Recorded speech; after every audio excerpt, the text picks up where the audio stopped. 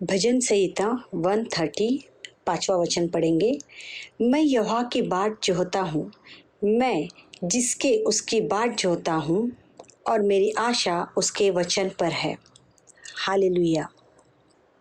हम उन मसीहों में से हैं जो परमेश्वर की बाट जोहते हैं, क्योंकि उसका वादा है वो आने वाला है कि नहीं। हम उसका इंतज़ार कर रहे हैं कि हमारा प्रभु आने वाला है। और यहाँ पे भजनकार कहता है कि मेरी आशा उसके वचन पर है। देखिए, जो हालात, जो सिचुएशंस फ़िलहाल हम लोग जी रहे हैं, आज जो लाइफ चल रहा है ना, वो स्मूथ नहीं है लोगों का। अभी तक तो लोगों को सिर्फ इतनी तकलीफ़ थी कि फैमिली चैलेंजेस है, कोई बीमारी है ना। बहुत सारी ऐसी चीज़ें जो नॉर्मल चीज़ों से हम गुजर रहे थे, लेकिन अब उसी में जब ये लॉकडाउन पीरियड आ गया है, जो आज 5 महीने जो गुजरे हैं, जिसमें ये महामारी आई है, हालात जो है हमारे ज़िंदगी के हालात जो ऐसे हो गए ना, वक्त निकलते नहीं निकलता है। ऐसे लगता है वक्त जैसे कहीं थम चुका है। हालेलुया।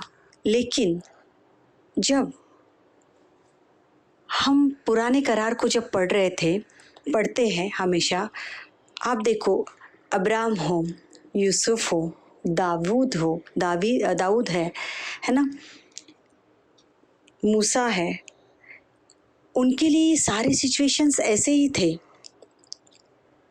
जब अब्राहम वो रास्ता काट रहा था 3 दिन का अपने बेटे को लेके जाने के लिए, बलि चढ़ाने के लिए, वो 3 दिन उसने कैसे काटे होंगे। मूसा जब इतने सालों से लेकर अपने लोगों को लेके भटक रहा था जंगल में कि क्या वाचा के देश में जाना है, और ना जाने कितनी मुसीबतों का वो सामना कर रहा था, वो दिन कैसे होंगे जब परमेश्वर ने उसको पाचारण किया और फारो के सामने खड़ा किया। ना जाने कितनी मरियाँ आई, ओले पड़े, है ना, इतनी सारी। वो पीरियड कुछ लिखा नहीं है, लेकिन वो जाते जाते कितना समय निकल जाता है। यूसुफ, उसको जब जेल में डाला, उसने एक एक पल, एक एक वक्त किस तरीके से बिताया होगा उस जेल में। दाऊद जब शाऊल से भाग रहा था, जंगलों पे, पहाड़ों पे, न जाने किधर किधर गुफाओं में, न जाने किधर किधर वो छुप रहा था, न जाने कितने साल उसने वो ऐसे निकाले, किस तरीके से उसने वो दिन निकाले होंगे। दानियल को जब शेर की मांग में डाला गया, जब शेर उसके इर्द गिर्द थे, वो किस तरीके से उसने उस रात को काटा होगा, किस तरीके उसने उस विश्वास को जिया होगा। जब शद्रक, मेशक, अबेदनगो को जब उस आग की भट्टी में डाला गया बांध के, किस तरीके से उस आग में वो जाने के लिए तैयार होंगे। देखिए, आज ये 5 महीने हमसे गुजर नहीं रहे हैं, लेकिन भजनकार यहाँ पे कहता है मेरी आशा उसके वचन पर है।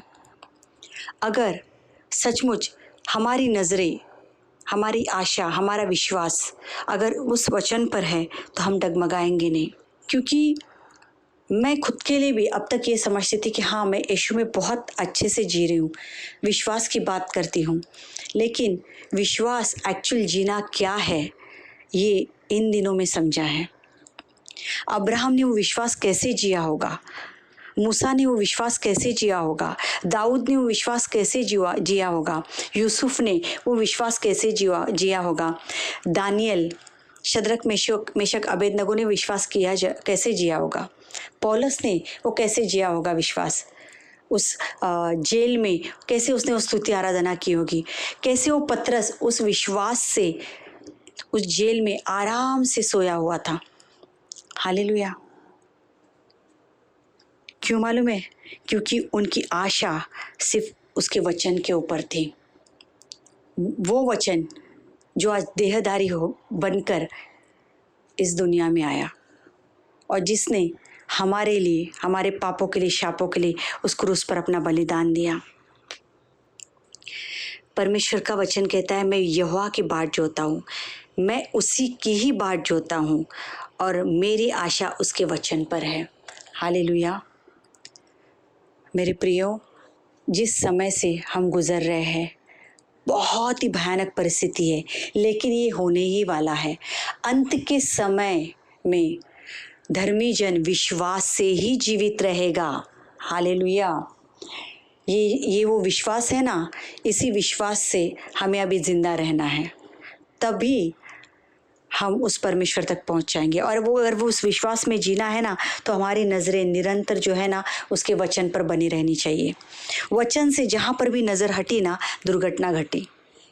ध्यान में रखो मेरे प्रियो, ये वो समय है, विश्वास में मजबूत होने का समय, जीने का वो समय आ चुका है अभी कि हम विश्वास में किस तरीके से जिए।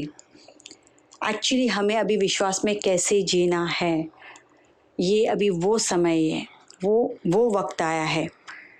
बाइबल में बहुत सारे प्रचारकों को हमने देखा है, परमेश्वर के दासों को, सेवकों को हमने देखा कि उन्होंने उस जीवन को जिया। कैसे स्टेफन को जब मारा जा रहा था, किस तरीके से उसने वो आसमान की तरफ हाथ उठा के उस परमेश्वर को आवाज़ दी होगी। क्या विश्वास होगा वो। हालेलुया। आप सोचो, यानी वो जो उनकी परिस्थितियां थी, उन परिस्थितियों में वो किस तरीके से जी रहे थे। जब इन परिस्थितियों से हम जब जा रहे हैं, तब वो हमें कैसे जीना है ना, एक्चुअली बाइबल ये सिखाती है। और बाइबल में इसी के लिए इनके नाम नमूद किए गए हैं, क्योंकि उन्होंने एक्चुअल में ये विश्वास का जीवन जिया है। आसान नहीं है। जब अब्राहम को ये बोला जाता है अपना घर छोड़ के दूसरे देश में जा जहाँ पर मैं बोल रहा हूँ, और अब्राहम सब कुछ छोड़ के अपने परिवार के साथ निकल चुका है। आज हमें एक शिफ्टिंग करना है तो कितनी भारी पड़ती है, कितना सोचना पड़ता है कि हम शिफ्टिंग कैसे करेंगे, कि दूसरे घर में हम कैसे सेट होंगे। लेकिन अब्राहम को तो सब कुछ वैसे ही बोला गया। अब्राहम को ये बोला गया कि तुझे मैं बच्चा दूंगा करके, और ना जाने उस वाचा को पूरा होने के लिए कितने साल निकल गए। हालेलुया। हमारे लिए एक एक दिन, एक एक पल निकालना मुश्किल होता है, लेकिन ये वो दास है जो हमें दिखाते हैं कि हमें विश्वास में जीना क्या है। आसान नहीं था मूसा के लिए, जो परमेश्वर ने उसको बर्डन दिया था, इतने सारे लोगों को तुझे लेके चलना है।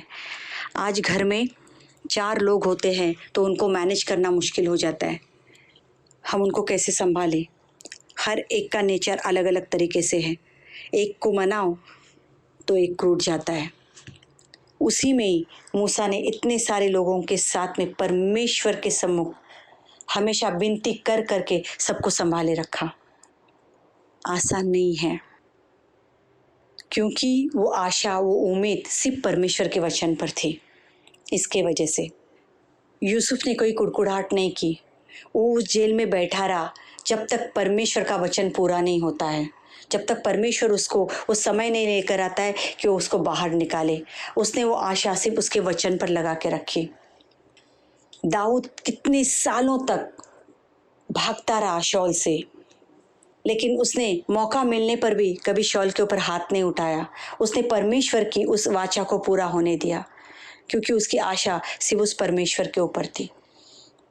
आसान नहीं होता है ये जीवन जीना।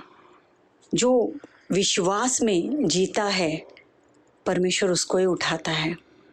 मैं खुद के लिए बोलूँगी, मैं खुद हमेशा ये सोचती थी कि हाँ, मैं बहुत विश्वास में जी रही हूँ, बहुत विश्वास में जी रही हूँ।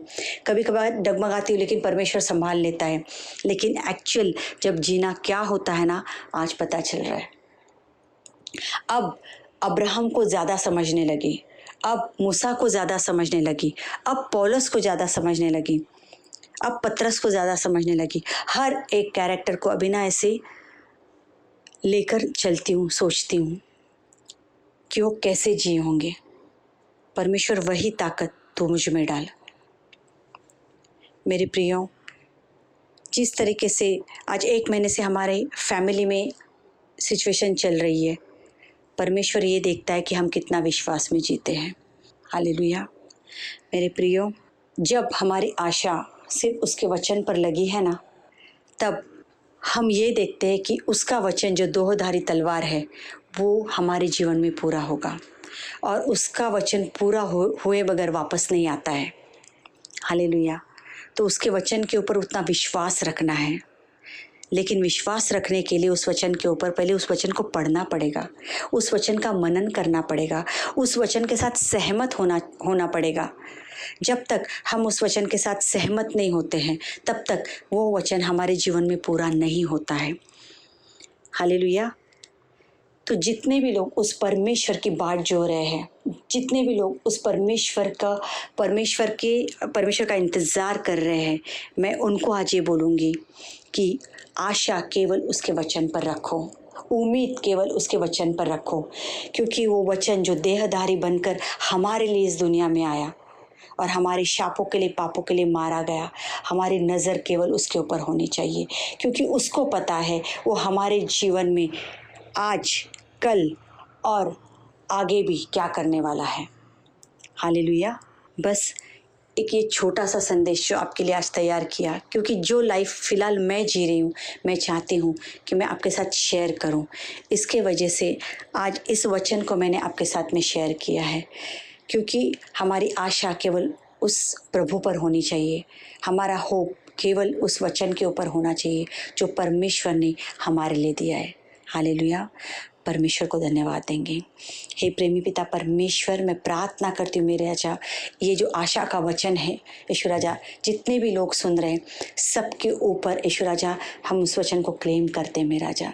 प्रभु, जिस तरीके से आज इस वचन को जीने के लिए प्रभु तू मुझे मदद कर रहा है, वैसे ही जितने भी लोग सुन रहे हैं उनको भी तू इन वचनों को जीने के लिए मदद कर मेरा राजा। दया कर पिता परमेश्वर, दया कर प्रभु ईश्वर राजा।